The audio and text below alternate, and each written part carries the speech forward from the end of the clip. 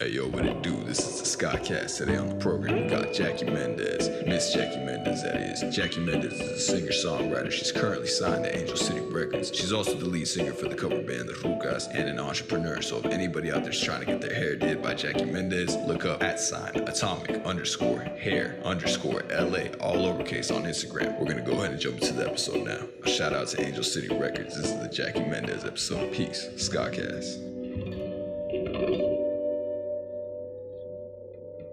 I'm Jackie Mendez. For those of you who don't know me, I'm from South El Monte, California, born and raised. I've been pretty much all over the SGV. I moved a lot, but I'm back in South El Monte, so that's kind of like the hometown that I represent as far as like San Gabriel Valley goes. So I'm an SGV girl. I grew up in the SGV, and I started playing guitar in middle school, and I was self-taught. I've never taken lessons or anything. I just kind of messed around because my dad plays guitar. Okay. So I literally just got his guitar and was like, hey, this is pretty cool, you know? So I don't know, I just always loved music. It's always been in my family, but I was kind of like the black sheep, I guess you could say, because I was starting to get into like my own stuff. I wasn't really like going the same route as everybody else, you know? Yeah. But I picked up the guitar, and yeah, I was like into like, at the time still am, you know, like the punk music, and I was into skateboarding. I used to skateboard too. I was like in middle school. So that's kind of like where it all came from. Like a lot of the music and the bands that I got into were like from that scene of like, you know, just skating and all that. You get introduced to a lot of like different bands. And then when I was really small, I got into No Doubt. So that was my first influence as far as like seeing a female vocalist go all out and, you know, not really care, just she put herself out there. So Yeah. I guess I could say that just all those bands kind of pushed me to play. So I started on guitar, and then I went on bass, and it wasn't until like high school where I started playing in bands and stuff, backyards and all that stuff. So I've been playing for a while, just in bands, different things with friends, and then it just kind of just molded me into what I am now. And I do like more, you know, rock steady genre, reggae, ska. So yeah.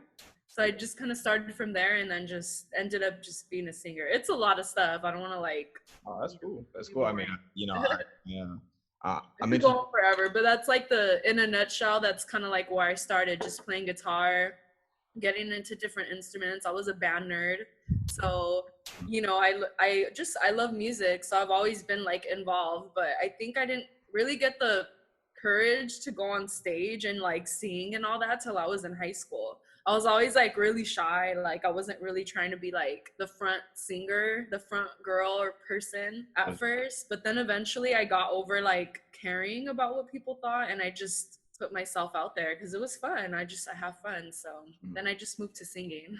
But I still play. I still play, and I still write my songs on guitar, but we'll see. Maybe one day I'll do it live. I don't know. Yeah. Are you used to like holding the guitar and singing at the same time, or is that kind I of? mean, that's how I started. Like my first bands were like more like ska punk genre. Yeah. So I was like the guitarist. First I was just a bassist, and then I moved up to guitarist, and I sang and played guitar for a while. And then my what was it? I was like in probably like 3 bands in that span. The last band that I was in, I mean, I still have a band, but as far as like, you know, playing backyard gigs and stuff, we were called the Boss Beats. So we moved more towards like traditional reggae, but with our own twist. Like we kind of just like transformed.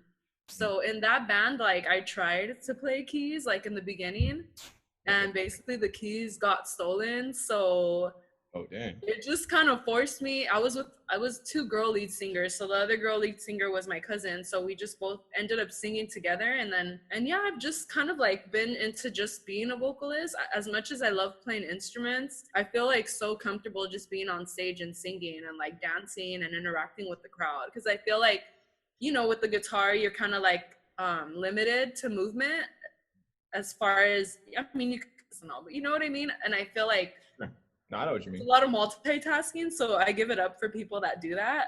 I feel like it's a lot sometimes. So yeah, I just started singing. You know So I what's guess even crazy is guitar players that play like guitar solos and sing while playing solo. Yeah, that's why. Like even in the other band I have, the Rucas, like I started off playing bass and singing, but I think because of the music so energetic, I'm like, dude, I just can't like stand here and play bass and sing. I want to like just jump around and like get crazy and like, you know, do my thing. So then eventually my other friends started playing bass with us. So I don't know. I guess I just really just like being the singer and just being able to interact with people and doing as much as I can, like when I'm singing and, you know, putting on like my performance. You say you played for a band called the Boss Beats? That was your first band, or that was like your third band? That was like, it counts like as my third band. I had two other bands. One of them lasted a while. That was mostly through high school. Then in between there was another band. We played like 2 shows. And then the Boss Beats happened. And the Boss Beats, honestly, I feel are so responsible for like me being where I am now, because I met a lot of people playing in that band, and I kind of got like discovered like playing in that band through my label that I'm in now. So I owe them a lot, you know. And I think with that, just being a singer in that band and being, you know, like one of the front girls, it just kind of like put me in that spot, like to write and to just like push myself. So that was like the band that I was with for a while. And then I think we were together for like, dude, it's been so long ago, like I forget what year and stuff, but it was like years of us just playing like backyards in La Puente, West Covina, Fontana, played Ska Wars, like all those like festivals like in, you know, South Central, like Los Angeles area.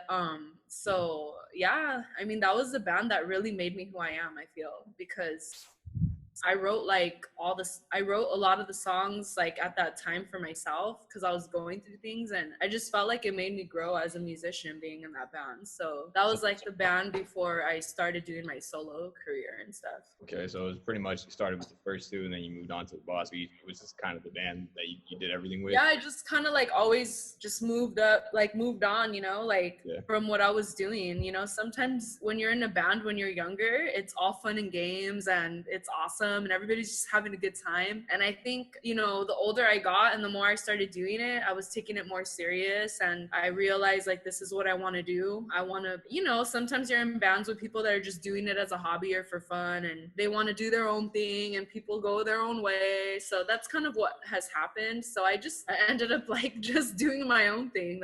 It's kind of funny, but I feel like everything kind of happens for a reason, you know? Yeah. I mean, you know, everybody has a... If you don't mind me asking. What's up? What are you drinking?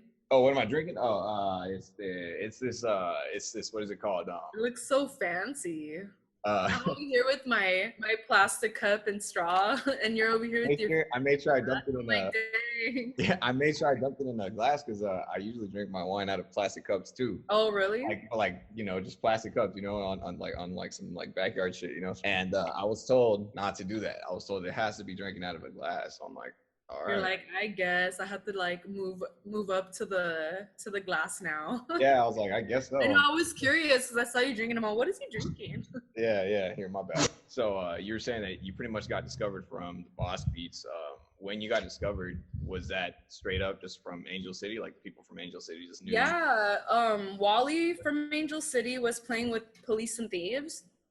And we played a show with them, and he was at the show and he hit me up and he was like, hey, you know, like if we ever need someone to like sing, or if you could fill in, like give me your number. And I was like, oh yeah, I'm super down. I didn't end up filling in for Police and Thieves, but then he and Mark Morales, who was also part of Angel City, started the label, and they contacted me and they were like, hey, you know, we want to have a meeting with you, want to talk to you. And it was literally right at the time when the Boss Beats had just broken up, like that they messaged me on Facebook and they were like, hey, we want to meet up with you. And then the rest is history. I met up with them and they told me, you know, what their idea was, and I was super down with it.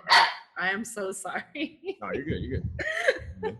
It's all good. Hey, in theory, we're meeting on Zoom, so you know it's not like. I know they opened the door. Here, give me 1 second. Yeah, go for it.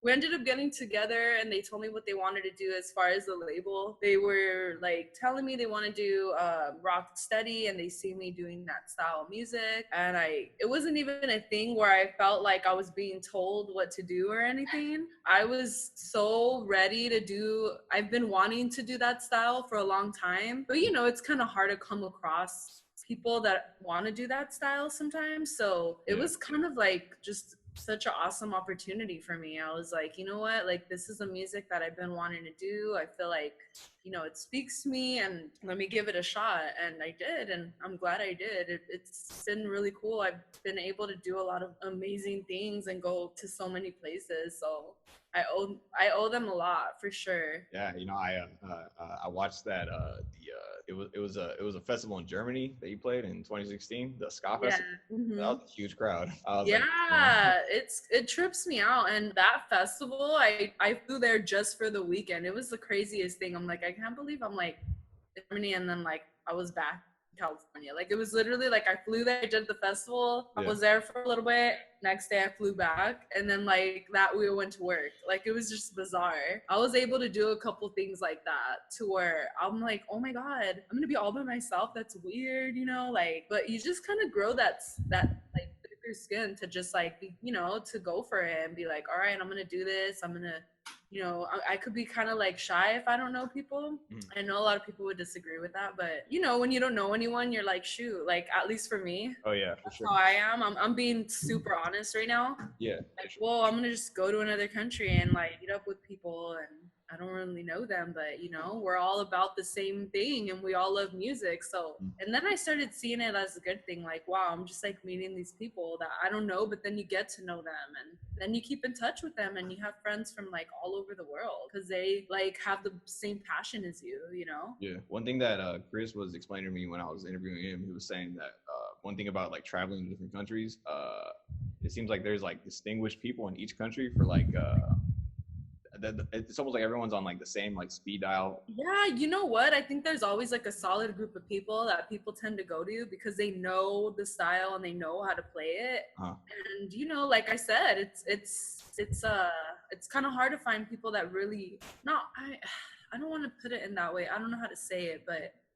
yeah, I mean, you can put it whichever way you want. A lot of people like, you know, you got to find the people that really know how to play that style, like authentic, and have the knowledge, you know. So when you find a group of people that just play well together, they're going to be the ones that people are going to call. So yeah, it's definitely true, especially in LA, I feel. You know, there's not a lot of like people to choose from, so you see a lot of the same dudes playing like in every band, you know. And even back then, before I even started performing, like the guys that backed me in the beginning, like I saw them playing in different bands growing up, and I was like, holy shit, like this is so and so, like they're playing for me, you know. That's the guy, like he knows what he's doing. So yeah, definitely, I feel like when there's a group of people that play well together, you can't help but like want to go to them because they have like that chemistry, you know. So there's definitely a couple groups like that, I feel, throughout, you know, every, like for me, like there's someone in every country kind of like, oh, we're gonna go with that band, or you know. And it's cool because it makes it a lot easier for me to like travel by myself and just have a band there. So that's always been really cool thing to be able to do as like a solo artist, you know. Was that the Hurricanes that were backing you in Germany, or was it someone else? No, they were called the Magic Touch. Okay. Yeah. And they did such a good job. Like, oh my god, like my band would always make fun of me because they'd be like, oh, sorry, we're not the Magic Touch, because like I was just so like bragging about them. I think the thing that impressed me the most, I had like the most craziest landing. I was at the airport for hours. Like it's a long ass story, and I didn't get to practice with them. I didn't get to rehearse. So I'm like, dude, we're playing a festival, I didn't even get to rehearse with these guys. Like, what am I gonna do? But I kind of trusted that they went over the stuff, and that's all you could do is just make the best of it, you know. So I was like, I'm not gonna stress out, like it is what it is. They practiced on their own. Unfortunately, I didn't get to rehearse with them, so it's always a little nerve-wracking when you don't get that rehearsal, because sometimes you just get one rehearsal. Like you get there, you have no time to rest. You get to your hotel, you're like, all right, I gotta go rehearse with the band, we have a show tomorrow, and then boom, like you do it. So for that was pretty scary. Like I didn't rehearse with them, so that's why I was so impressed, because I played that festival with them and they just knocked it out. Like they played every song like so good. I was so happy. I'm like, wow, like I have so much respect for them because they really did take it serious and learn the songs. And like I was like really pleased. So I was just like kind of ranting about them, like, oh my god, they did so good, and I didn't even rehearse with them. So my band, they're, oh sorry. I'm like, don't hate. Yeah, no, I remember there was a moment in the video I was watching, and I want to